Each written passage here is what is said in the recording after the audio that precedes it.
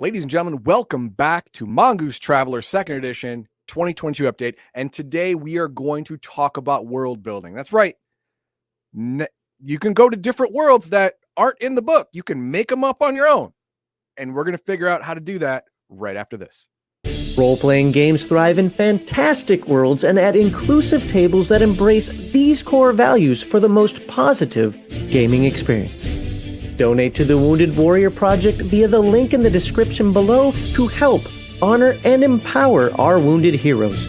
On Thursdays and Saturdays, watch Heathen Dog's Dirty Casuals play multiplayer video games over on Twitch. On Sundays and Fridays, join us for tabletop role-playing game content on both YouTube and Rumble. Finally, please take a quick moment to like this video and share it with both your friends and on social media. If you have not done so, please subscribe to Legion of Myth and activate that bell icon to receive notifications of new content. All right, well, we got to fix that. Boom, there we go. I'm on top. Ha! Now, I'm just a bottom bitch. You're just a bottom bitch. That's all it is. Now we're at the cover, which I've told you many times that I like a lot. And we are, look at this. It's this and the index. That's what we got left. And that's what we're doing. Let's zoom in here. World and universe creation. Ooh, it's big. It's bad. It's a microverse. It's a microverse. A universe needs to be created for travelers to explore and find adventure. Many referees used published universes to save themselves a great deal of time, such as Charted Space or 2300 AD. However, some referees with a little bit of time on their hands will prefer to create their own universes. This chapter will show you how. Sectors and subsectors. Of course, you're going to have to divide the universe into manageable chunks. And you don't have to make a whole universe at once because your travelers aren't going to travel from one side of the universe to another just cause. It's not going to happen. So you got time. Make it in chunks. Here are the chunks. A universe is mapped in convenient segments called subsectors. Each subsector is an area of hexagonal cells measuring 8 hexes by 10 hexes. Since the recommended scale is 1 parsec equal to 3.26 light years per hex, the subsector covers an area 10 parsecs by 8 parsecs. So Battletech fans, it'll be 3 of those grids for 1 jump, because that's 30 parsecs. Now, if you don't immediately, if you're not able to immediately put the numbers in your head and visualize it, that's fine. To visualize this, you usually need some kind of map, and then you'll get it. Like, okay, now I got it, and then you can see it in your head. So don't worry about it; it's fine. 16 subsectors arranged in 4 rows of 4 form a sector, about the largest size practical for a continuing traveler campaign. So a whole sector is probably going to be the extent of your player's roaming domain. All right. But still, that's a lot. That's 16 subsectors you got to make up. That's something. Mapping subsectors consists of 2 sequences, star mapping and world design. Star mapping examines each hexagon in the subsector grid and determines if there is a star system present. It also determines the presence or absence of starports, bases, and fuel for starships. All of this information is coded into the subsector hexes and serves as a guide to the referee and travelers during interstellar travel. World design examines the single most important world in each system and determines basic characteristics for it. This information is retained for use during adventures on the world's surface. Remember, just like real life, not every planet is interesting or useful. Some are just rocks with nothing on them. Well, even rocks have some nickel or iron. No, maybe not. It's dust and ice. You can get a suntan on Mercury. Yeah. Just move on. You can put other planets in a system that are worthless. Well, I wonder, so here's a question for you. Like, I don't generally like this habitually, but just as kind of a concept or anomaly that's out there. The concept of I forget what the episode was. Anyway, 2 planets that are just like right next to each other. Sure. Physically can't happen. Sure. But or even in what was that? That Star Trek where the Minions or whatever it was, where they had to go self-delete themselves. the missiles hit, it killed this many people. Oh, right. Yes. The war game that was real. Yeah. So having like a couple of planets right next to each other that you can play against, or the idea, actually I prefer, like I said, the moon that's right there with like a different group of people than it's on the planet, so you're really close to each other. You could easily create a planet where the moon is Australia. You send all the convicts there. Yeah. But damn it, they survived, and now they have a fully functioning society. Yeah, that could happen too. Okay, here we go. Note, not all universes will require the creation of a subsector or sector. Indeed, entire campaigns can be set in just one star system, or on a single world, or even within a single city. But could you really call the game Traveler if you did that? Really? Well, you're traveling with your feet. Traveling with your feet in the same city? Pass. All right, star mapping. Here we go. In order to create a subsector, the referee uses a blank subsector map and dice to determine the presence of system starports and bases. Reading world profiles on page 248 shows the coding and placement of information about worlds within a subsector. This format should be used to allow travelers and referees to note information that would normally be available to them. The referee may elect to omit some information and only allow it to be inserted after the travelers have determined it for themselves. You don't put everything that's on a planet on the cover sheet, right? There's some stuff that their ship scanners didn't pick up, or is purposefully hidden, or whatever, that they can only discover if they go down there. So that makes sense. World occurrence. There's a basic 1/2 chance that one world and its attendant stellar system will be in a hex on a subsector or sector map. Systematically check each hex, throwing a d6 and marking the hex with the circle if the result is 4, 5, or 6. So you take each of your hexes in your subsector and all the subsectors of your sector, and you roll a d6. 50-50 shot. It has a planet that's noteworthy. It may have more planets, but they all suck, and they're worthless to the traveler in any way, shape, or form. That's fine. That's fine. But one of them, ooh, this is interesting. I get it. The referee may elect to alter the normal chances of worlds, making them more frequent or less frequent to correspond to specific regions of the galaxy. You do this a lot with Star Wars and Babylon 5, stuff like that. The core worlds have a denser population of planets that can sustain life. The outer worlds and rim worlds less and less so. Right? So there you go. You could do that. That's fine. 50% density, no DM, is appropriate for most areas. Apply DM -2 for rift, but all but empty sectors. DM -1 for sparse, and DM +1 for densely populated areas. Starport type. Many worlds have starports, their presence being essential for interstellar trade and commerce. We'll be talking about that next segment. Is there a technological minimum for them? Oh, there's tech levels. Don't worry. Okay. We're going to get it. Stellar systems may have bases for military forces, the Navy, the Scouts, or other arms of interstellar government. Again, we're going to get into that later. Bases will also help determine political boundaries in the sector. An interstellar government will place bases along its borders to guard against aggression from rival states or to control local systems. The presence of multiple bases within a few parsecs might indicate a contested border or a mighty stronghold. Again, this is for the referee to create possible conflict or flavor or whatever, political intrigue, whatever you want, in the new subsector that the travelers are going to.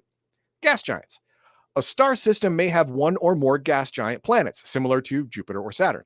The presence of gas giants allows streamlined starships to refuel by skimming. This eliminates fuel costs for the vessel and increases profit. It also allows refueling at systems that do not have starports. Refueling in this fashion requires 1D days to travel to the gas giant and commence refueling. Fuel gained by skimming is unrefined. Gas giants are relatively common. Roll 10 plus for a gas giant not to be present in the system. If one is present, mark the system hex in accordance with the world format. What's this world format we're talking about? Well, hopefully we'll get to it right now. System name. Each system is generally named for the primary world within it. This name should be decided upon by the referee and placed in the hex for identification. Now, the Eridani system is named because of Eridani Prime, which is the main planet in the system that supported life. Now, we as human beings did it differently. Our system is named after the sun rather than our main planet, because our main planet means dirt. Why would we call the whole system dirt? We wouldn't. So we didn't. Is that our second Rick and Morty reference for today? Yeah, I guess so. Travel zones. Most worlds are assumed to be civilized or at least amenable to travelers and visitors. Some, however, are caught in the throes of war, plagued by disease, or simply not ready for interstellar visitors. Get off my lawn, you varmint. Such worlds are classified by travel zones to denote such status. In most cases, the referee should indicate travel zones based on the information available. Two such zone types exist: amber and red. Okay. Amber zones indicate that travelers should exercise caution when visiting such worlds. The Amber Code may mean the civilizations of the world are xenophobic, that the political situation is chaotic, or that some other danger exists within the system. Red zones usually indicate that major danger exists within the system. This danger may be disease and the world is quarantined. The system Stranger danger. Yeah, stranger danger. I think that means we're amber, though. The system may be involved in a war, and surface or space battles may be probable. Red zones are also used to show a government edict prohibiting entry to a system or world. This may be to protect the local civilization that is still developing and not yet ready for contact with jabronis like you with your FTL ships. Or until the governments can mine resources that they want to mine. Think about it. Your government will say this is off limits and give some kind of BS reason why, because they want to send their mining ships there because they found a rich vein of whatever. Unobtainium. Unobtainium. There you go. Rich vein of unobtainium that they're going to kill the giant Smurfs to get. That's fine. Mythicite. Mythicite. I hate those dumb names that they use. Policies. Oh, nope. Where are you? Yeah, polities. Yeah, polities. That's a word I've heard of but never actually seen before. Worlds may be independent or part of a larger political group, I guess, that spans a system or more. These things range from loose confederations of a few worlds with common trade or defense policies or cultural links to vast star empires containing thousands of systems and trillions of citizens. Political borders should be drawn up on the map. Note that larger... Why did they use this word? It's just so awkward to me. We'll usually have subdomains, which could also be marked. Okay, I mean, so it is a correct word, by the way, but yeah, it isn't the way normal people speak. So no, it is not. But what it's saying is that you each the system could be its own government. They could only be a single star system entity, or the system you find could be part of a vast hegemony of a dozen or so star systems or more. We don't know. It's up to the referee. Communications routes. Within the subsector, local governments will have established communications routes connecting some, but not all, worlds. These routes serve as conduit for messages between businesses and governments, as well as people. They also serve as the basic routes that liners and large freighters travel. The referee should examine the subsector map and connect key worlds with communications routes. If the subsector is an isolated community, the routes might not leave the map. If it is a part of a larger confederation or empire, the routes will probably leave the edges to join with other parts of the sector that you haven't actually rolled up yet. Use starports as guides when drawing communications routes. In general, its best routes are the shortest connections between Class A starports and naval bases. So we already have some rules on how it's supposed to go. I don't know why, but I just got a flashback of when I used to play Galactic Civilizations back in the day. Well, that makes sense. Starports were very important for that. Yeah. Starports are the hub of commerce. And when you already have that infrastructure going on, making it also a relay station for communications between system and system is an easy fix. It's an easy deal. It's a good deal. You want it. It's going to happen. As a side note, polity is the correct word to use there. Politics is not. Okay. I looked up the difference. I'm not going to get into it, but polity is actually the right word. Okay, I get it. And the right phrase would be political structure or whatever. political party or stuff like that. So using less than two, using less words is more efficient, right? Okay. Communications routes should be carefully drawn so as to avoid making all parts of the subsector accessible. A subsector should have some areas as backwaters for exploration and adventure. Communications routes are drawn as single lines connecting hexes on the subsector grid. Remember, referees, when you're making these subsectors, make sure to have planets that are interesting but maybe not yet found, too hard to get to, have extreme dangers in the area, all of which would be reasons why there isn't already a thriving trade, port or starport in that area. Something for the travelers to do. Plus, that's big money if you can pull that off. Trade routes. Trade routes link worlds that have strong commercial ties. Consult the trade routes table. If any pair of worlds matching the two columns are within 4 parsecs of each other and there is a jump 1 or jump 2 route between them, then mark a trade route connecting those two worlds. Here's an example.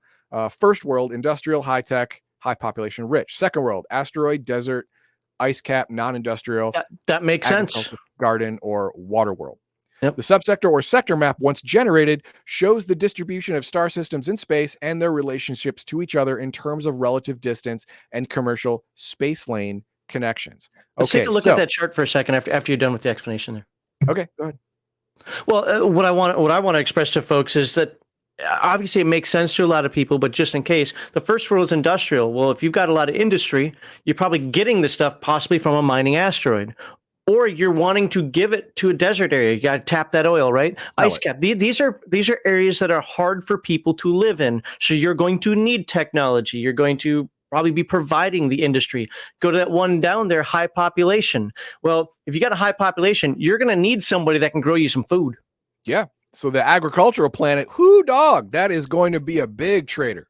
So when I look at this chart, I look at it as like, there are other types of worlds out there, but have it make sense. What are you going to have coming in? What are you going to buy? What are you going to buy? And what are you going to sell? Right. Supply and demand. Exactly. A high industrial world is not going to trade with another high industrial world except under specific circumstances. They're going to look to sell their wares to one group of people and buy the raw elements needed to make their wares from another group of people. Mm-hmm. So there's going to be interconnectivity even between third world parties. I made that up. It's good. All right. So world creation. Now we're going for specific planet. The term world refers to the various bodies contained inside a stellar system.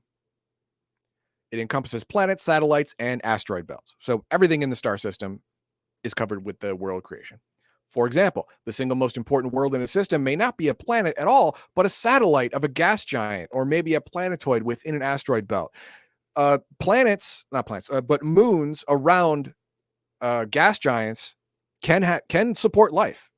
I mean, the forest moon of Endor. It's in the name, man. It's around a gas giant. I wonder if it has woods. The forest moon of Endor? I'm pretty sure. The worlds contained in star systems on the subsector map may be further classified in terms of their gross physical characteristics and their effects on persons living on or traveling to them. These codes indicate specific facts about a world through the use of a numeric code. And don't worry, we're going to find the codes. This world creation process applies only to the single most important and most traveled world in a system. Additional planets in a system can be created by the referee as necessary. There's a gas giant, there's an asteroid belt, there's 3 dead rocks, and then there's the main world. The main world is going to get all the initial attention. It's going to get all these roles. It's going to get its own. It's going to be random gravity. It's going to have random government. It's going to have all the cool stuff. But the gas giant, the asteroid belt, and the 3 dumb rocks, they're not going to be fleshed out unless the referee needs them to be fleshed out. And that usually only happens because of traveler actions. How long would it take? 16 sectors, every planet, define it out. I'll be world building for 3 years before I start the campaign. Exactly. That is, if you want to do that, dude, buy the pre-generated galaxies. Just do it. do that. This is quick. This is quick and dirty, sure, but it's also efficient. You only build the worlds you need to build. And you'll see in a minute that doing it does not take much time at all if you're doing one world at a time. The basic planetary codes are size, atmosphere, hydrographics, population, government, law level, technology level, starport bases, and are on the next page. Generated using 2D each, with the DMs applied based upon the results of other codes. These codes establish the basic identity of a world and shown in reading world profiles. Additional information can be created and should be to more fully describe a world once you have this basic structure in place. When creating worlds, a subsector table containing world name, location profiles, and other basic data should be compiled or just written down. That's what it means. This should be available to travelers who journey through the subsector and is assumed to be routinely available information. That is, if the subsector has been mapped. If the referee has a whole bunch of scouts as their travelers, well, they're not going to go to places that are already known. They're going to go to places that nobody knows. So they'll be mapping these systems, and so they will, find this information piecemeal instead of getting it all at once by looking up their database. This may include details of other planets in the system, radiation emissions from a star, types of terrain present in the planetary surface, unique encounter tables, data on flora and fauna, industrial agricultural capacity, social structure and government, and possibly actual maps of the planetary surface. That's if a system is known. By the way, go ahead. Creating an entire universe is a fun process and can be detailed as you like. Okay. My Pluto identifies as a planet. Yes, it does. A lot of scientists give it flack, but damn it, it's planet. Size. Here we go. Size code. The size code for worlds ranges from 0 to 10 and is determined by rolling 2D minus 2. Size measures a world's diameter in thousands of kilometers, and the bigger the planet, the higher the gravity. The values for gravity in the size table assume that the world has a density similar to that of Earth. Worlds like gas giants have a lower gravity than their size would indicate because they're less dense, while extremely dense worlds would have a higher gravity. Intelligent species are unlikely to evolve naturally on worlds smaller than size 4 or 5. Larger planets tend to imply larger populations as there is more room for expansion. I don't like go that ahead roll. And roll. I don't like that roll. 2d6 minus 2. Yes. That basically most of your rocks are going to be tiny pieces of crap. Most of your rocks are going to be 4s. Yeah. Well, okay. Set 5s, but still, they're going to be 5s, which is fine. It's below Earth. I don't know. Well, barely. Look at that gravity. So I got an 8. Total 8 or roll 8? Total 8, so 6. Okay. You got. Oh, okay. So you got size 6 planet. It's 9,600 kilometers in diameter, and it's in between Earth and Mars as for gravity. That's not bad. That's pretty good. Worlds of size 1 or less are asteroids, planetoids, orbital complexes, space stations, and other small satellites, and much too small to retain a breathable atmosphere. They are uninhabitable by most forms of life without technological support. And right here is the atmosphere, and we are 6. Wait. Do we roll again? No, we don't roll again. This atmosphere, we just rolled for size. Let's read. Let's read that. Oh, atmosphere's down here. Okay. We already know the gravity. It's 0.7 G or less, our low gravity world. So technically the world you rolled is a low gravity world, but barely. It's exactly on the marker. So it's probably a nice place to visit, especially if you want to feel a little lighter, little bounce in your step. That's pretty good. High gravity worlds are 1.4 G or more. That is going to be what? Oh, if you rolled boxcars, that's a high gravity world. Apparently, high gravity world is very, very rare, and we're going to find out why, hopefully. Yeah, I don't like that chart. They tend to be extremely dense worlds, Common features include wide rocky plains, squat muscular creatures, and plant life that spreads out like lichen instead of growing up. Crawling, burrowing, or swimming are the most common forms of locomotion. The effect on travelers is detailed on page 80. We're not going to go over that right now, but if you want to know why, what slugging around a high gravity world feels like to non-high gravity worlders, go to page 80. Here's the atmosphere. Here we go. 2D -7. That's what we're going to roll. An atmosphere code measures the type of atmosphere present. A planet's atmosphere is generated by rolling 2D -7 and adding the planet's size. Okay, so our planet's size is what? You rolled a 6? Yep. Okay, so 2D -7. Go. So I got a 4 -7, so -3 plus 6, so 3. 3. Very thin atmosphere. Very low atmospheric pressure. You're going to need a respirator to make up for the lack of pressure so you can breathe. So we've created Mars so far. Well, no, we've created a place almost exactly in between Mars and Earth because that's where your gravity is, and that's also where your atmosphere is.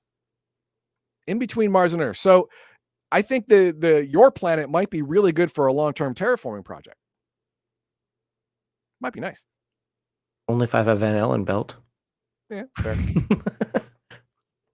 Ooh, there's also atmosphere types. That's composition. Let's see what the types are. Tainted atmospheres contain some element harmful to humans, such as unusually high proportion of carbon dioxide. A traveler who breathes a tainted atmosphere without a filter will suffer 1D damage every few minutes or potentially hours, depending on the level of taint, in addition to any other effects. Yours is not a lot. It requires a filter. Wait, we got this one, right? We got 4. Yeah, yes. No, we got 3. We got 3. No, you rolled a 3. Yeah, because there's a respirator's needed. So you're not tainted, you're just very thin. So let's look at very thin. They don't show very thin. Do they have just thin? Very dense. Low. Okay, that's bad on this book. But what does low say? I wonder if it says something about thin there. Okay. The opposite of a very dense atmosphere, these massive worlds have thin nitrogen oxygen atmospheres that settle in the lowlands and depressions and are only breathable there. The pressure drops off so rapidly with altitude that the highest topographic points of the surface may be close to vacuum. That seems too low for what we're talking about. Because all you need is a respirator. Well, it depends what a respirator. I mean, if that's like low a full oxygen mask. Low is right here. It's there. That's low. So okay, that's bad for this book. It doesn't give an example for very thin.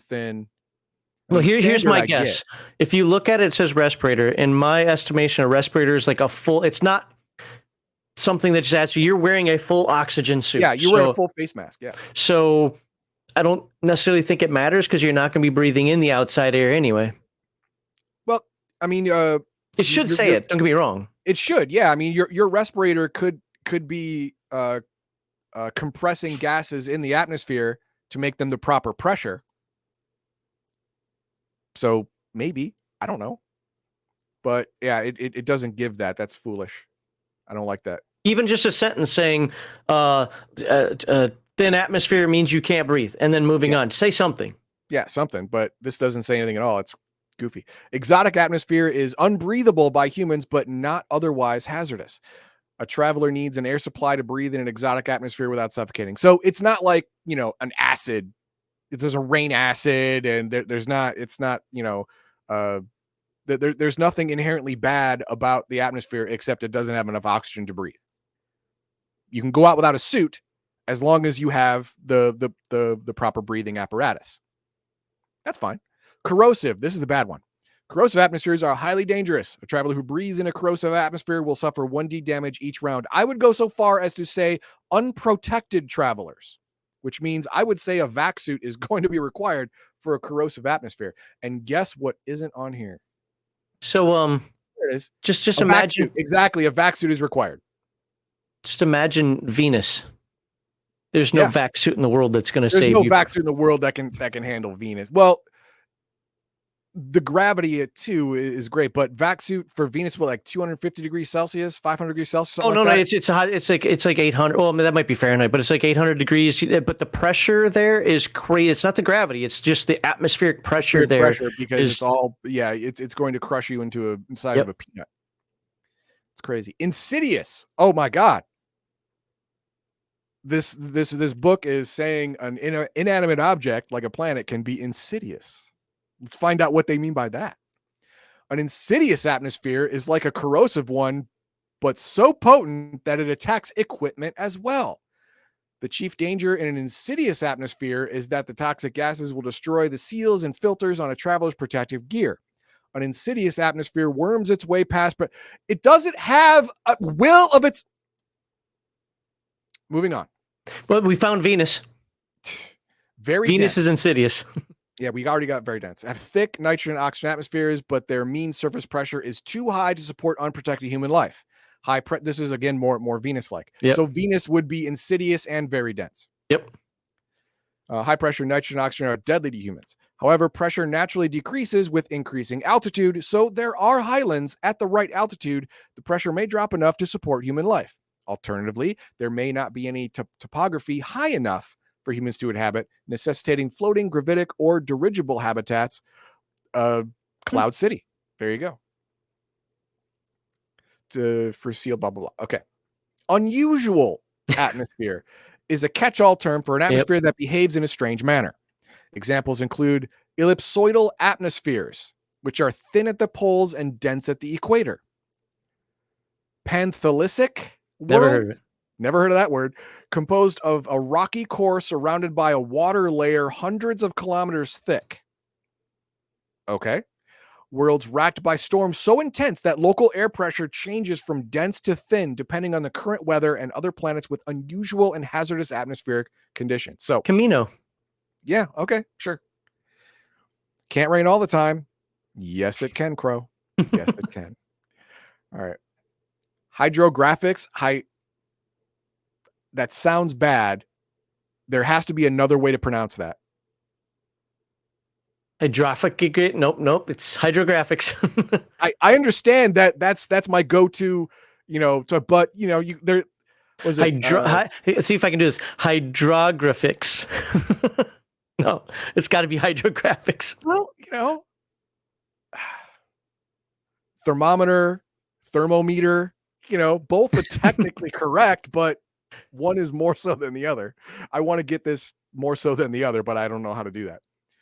The hydrographic code measures the amount of surface liquid and hence the amount of dry land on the world.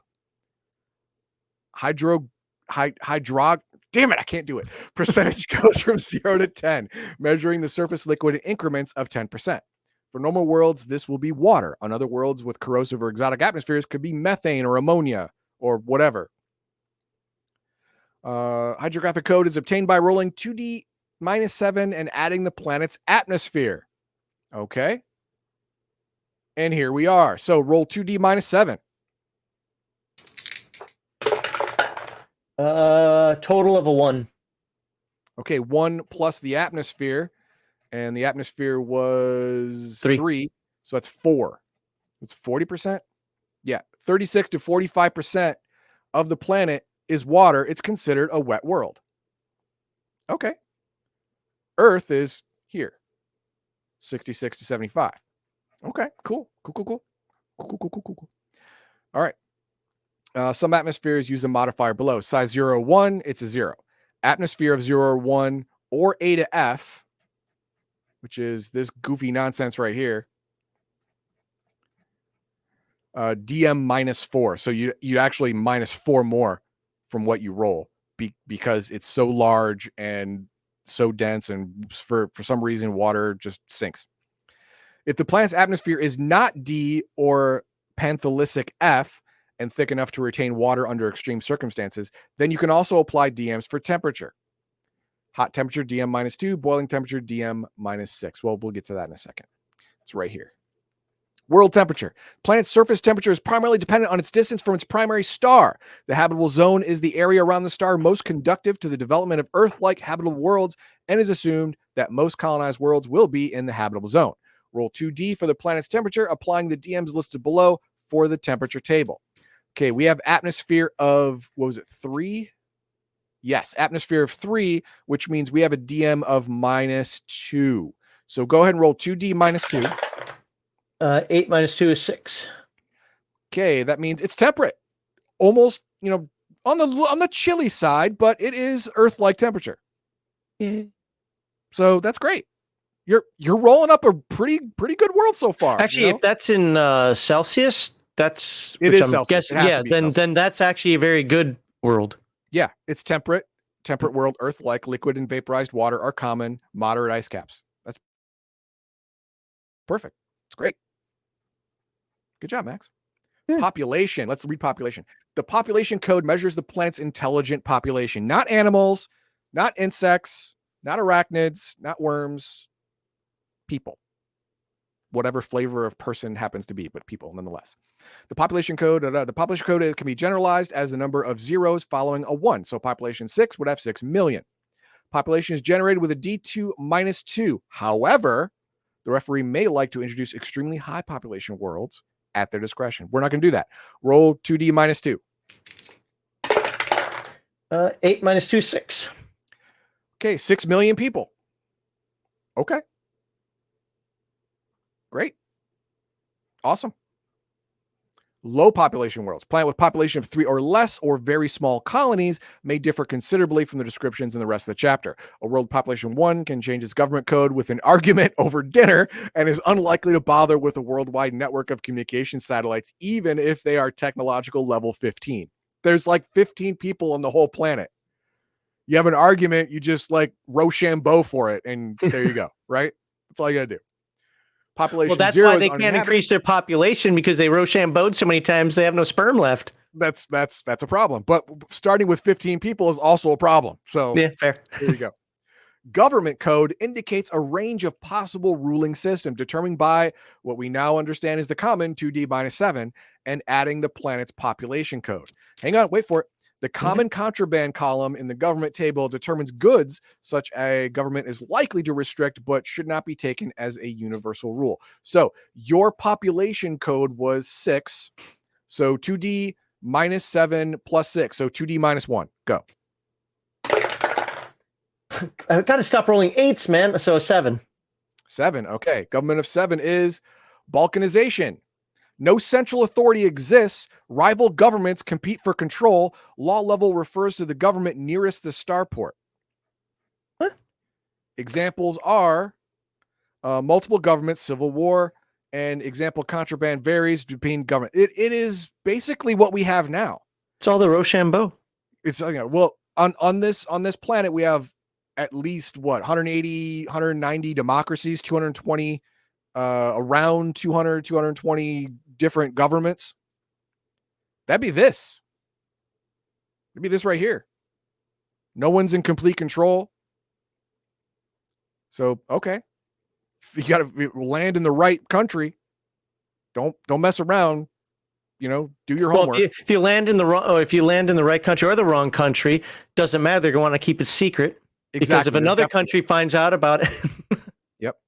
And that's where the rivals, factions, connections, and colonies come in. The government code determines the dominant government type on that planet, but there are 11, baby. Other factions, such as rival political parties, cultural groups, religions, rebels, and so forth, who oppose the government or the several governments in this case. Conflicts on a planet can involve the travelers. They might be hired to smuggle weapons to a rebel group or be asked to investigate a political scandal involving a government leader. Okay. I'm gonna go on a limb and give the travelers who are watching this a tip. If you are new to a planet and you land in a random government and say, wow, you know what? I'm really glad you're here because you have a ship that can take these goods, medical supplies to this, to one of our friendly countries that's being besieged by the evil oppressors, and we'll pay you good money for it. Don't ever do that. It's a trap. You're being used as a third party that can't be traced back to them. You're going to be shot at a lot. Or you're actually bringing malaria in. Or you're actually bringing smallpox with your blankets. That's what's going on. Roll D3 to determine how many factions there are on the planet, with DM +1 if the government is 0 to 7. That's us, right? Roll Yeah. to 7. Yeah. So it's Yeah, DM yeah, plus okay. 1. So it's a 2D, it's 3D +1. So I roll 4 times? Yeah, -1 if it's 10 or more. Hang on. In cases where the faction code is the same as the current government code or similar, such as 2 democracies or 2 dictatorships, then it's a splinter faction within the ruling government. We don't have a ruling government, so we don't worry about that. In cases where it's radically different, then the faction is a rebel group or movement. For each faction, use the government. Okay, so each government has its own factions? Jesus. On a balkanized world, here we go. On a balkanized world, there may be dozens or even hundreds of governments, but they are generally divided into factions with a common ideology. Oh, so It's the each Cold one of War. these is a faction. Okay, good, because I didn't want to deal with that nonsense. So what we're doing is we're rolling 3D, and then we're Well, yeah, a +1. D3 first, and then after that, it's a DM +1. No, wait, is No, DM no, +1 for Balkan? it's D3 +1 because it's the dice modifier of +1, so it ends up being D3 +1. Okay, so D3 +1 factions? It says 2D here though. Look at that. Yeah, because the D3 roll is just for the How many factions? Yeah. Okay, yeah. How many governments are on this world? Go ahead and roll. All right. So on the D3, I got 4, so that's 2 + 1, 3. Isn't D3 3D6s? Is it? I thought D3 is D3, which is a D6 divided by 2. Nope. Because D2 is 2D6 added together. So D3 is going to be.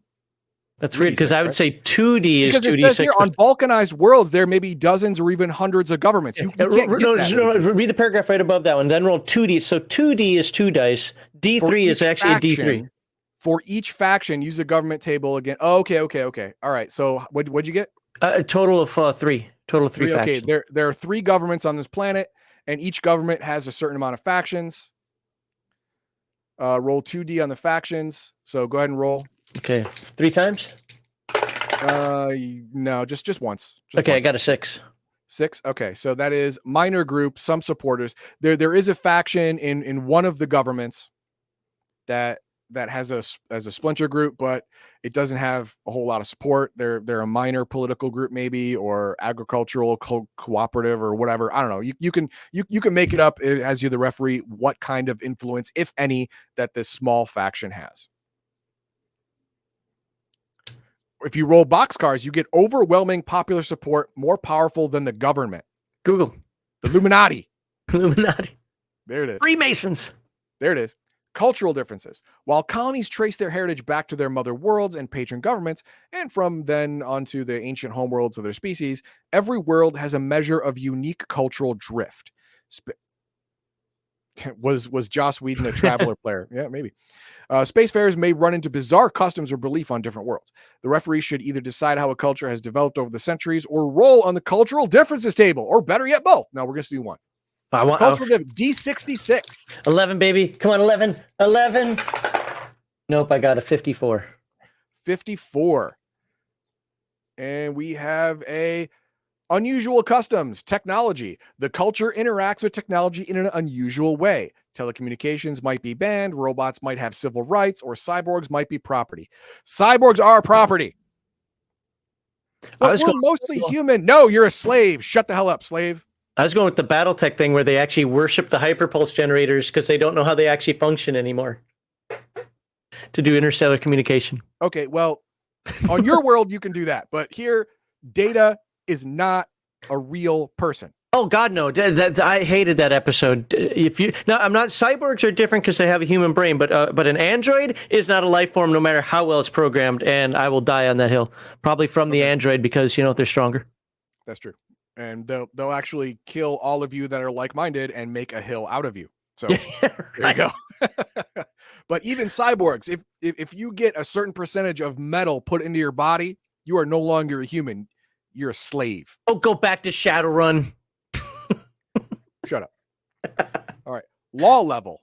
The law level of a planet represents the relative force of law extant on the world. A high law level indicates that visitors to the world will have their activities curtailed. Law level determines two things in particular: what is illegal for travelers to possess in the world, and the likelihood travelers will run afoul with the law. The law level is determined by rolling 2d minus 7 and adding the government code. Government code.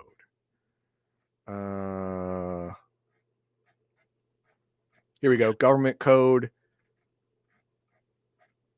Yours was 7. Okay, so 2d minus 7 plus 7, so that's just 2d. All right. 4. 4. Light assault weapons banned. Light assault weapons and submachine guns. This is not my world. This is not your world. But, handguns, shotguns, rifles, all fine. You know what? There you go. Well, the assault weapon part, first of all, that's not a real term, but the submachine guns I get, because those things are highly inaccurate. I want you to actually fire something that's accurate. But I consider light assault weapons like AK-47s, M16s for, like that are fully capable of full auto. Like the M16 was M1 was fully capable of fully automatic fire. A1. Those would be outlawed for the general populace. Stuff like that. Okay. All right. Whatever. The law and travelers. A planet's law level can be used to determine the traveler's interactions with law. In each of the following situations, roll 2d. Add the listed modifiers, and if the total is equal to or lower than the planet's law level, the travelers are investigated or challenged by agents of planetary law enforcement. Okay, so our law level is 4. So roll 2d, and this is the first approach to the planet. Yeah, you just land on the planet. Okay. All right, roll 2d, add the listed modifiers, which is 0. And if the total is equal to or lower than the planet's law level, the travelers are investigated. So get higher than a 4. Get a 5 or higher, and we're fine. I got an 8. All right, we number for today. Just for existing, we're not going to be taken into detention. Woo-hoo. That's great. Of course, if we're involved in murder and carnage, that would be a minus 4. It's only a minus 4? But you rolled an 8, which means we're taken into custody. Firefight involving armored travelers and military weapons. The responses were apprehended, and our DM is minus 4. Breaking and entering, minus 2. Shots fired, minus 2. Bar fight, minus 1. Okay. All right. And the response is to check. This result means the traveler's documents and identities can be checked either by a police officer or guard or electronically by queuing the traveler's comms. A successful admin or streetwise check can allay suspicion, but if it's failed, the planetary authorities move on to investigation. Well, what happens when they investigate? The results in a detective or bureaucrat probing deeper into the traveler's backgrounds. If the traveler has a ship, it will be searched. They may be followed or have their communications tapped. They may also be questioned closely. But what if we are involved in murder and carnage? Firefight involving armored travelers and military weapons. We'll be apprehended. The police show up ready for a fight. Their response will generally be proportional to the threat posed by the travelers. If the travelers are just making trouble in a bar, then most police forces will use batons, stunners, trank gas, whatever. On the other hand, if the travelers are in like giant bio armor firing, plasma RPGs, well, then they're going to get a little serious. Travelers arrested for a crime will face punishment determined by rolling 2d plus DMs on the sentencing table. Oh, I got to read it. Okay, let's say Max's crime is false identity. And the dice modifier is the law level minus 5. The law level here was 4, so it's minus 1. So DM minus 1. So go ahead and roll 2d minus 1 for your sentencing. 4 minus 3. Fine of 2d times credits 5,000 per ton of contraband or whatever that was found on your person. Hot damn. That sucks. But that is the planet. That is creating and not fleshing out, but that is creating the framework for a planet. Now, the referee has to flesh out the exact type of government or governments, the kind of people, their cultural affiliation.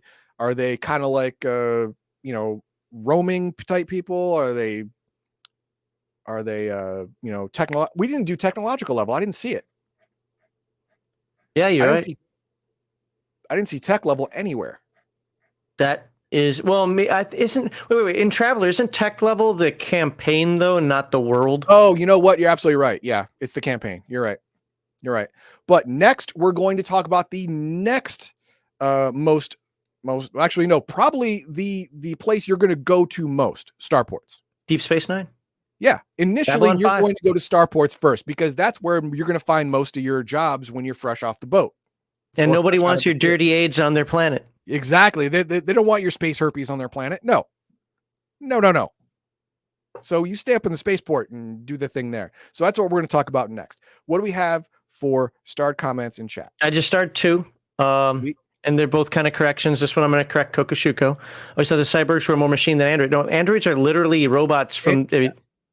Yeah, and androids are literally built 100%, but they mimic flesh and blood creatures, where cyborgs were all flesh and blood creatures, but the majority of their systems have been replaced with machines.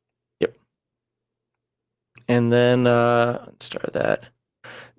Just search the starter set about D3. 1 to 2 means 1. Roll 3 to 4 means 2. Roll 5 to 6 means. There's 2 ways to do that I've seen. There's that, but this is the method I use. The other method is one. Is it? How is it? Oh, I can't remember. They use it. They do it a different way instead of 1 to 2. Oh, 1 and 4 is 1. 2 and 5 is 2. I think this is more confusing, but I've seen people do it. And 3 and 6 is 3. Basically, just do 1 2 3 1 2 3 instead of 1 1 2 2 3 3. Whatever. Right. But what he thought was getting confused on, and it's actually an issue with the book, very pedantic issue. They didn't do anything necessarily wrong, but in technical writing, you learn clear, concise, consistent, and accurate. Clear, concise, consistent, and accurate. Well, it broke rule number 1, clear. 2D and D2 is something that people can easily confuse, and that's what it was. And I did. Yeah, and I completely confused it just then. Even though they mean completely different things, they're too close to each other. Yeah. It's kind of like this. What if your traffic lights, instead of green, yellow, and red, were green, aquamarine, and seafoam? Technically, they're all different colors, but they're so close that it's stupid. What I would have done, well, I don't know what I would have done differently, but there's a way it could have been done. I probably would have just done 1D3, and I get it that the game doesn't use the 1, it just says 2D instead of 2D6 because the D6 is used the entire time. But since you're changing the die roll, I probably would have done 1D3 just to make it stand out more. But again, Traveler didn't do anything technically wrong. It's just one of those things that it's unclear. Yeah, just takes a second. So, all right, well, that's all I had for questions. So good. You already said what we're going to cover in the next one. That's so right. I'm just going to say like, subscribe, and share. Hopefully you like this, and come on back for Starports in the next video.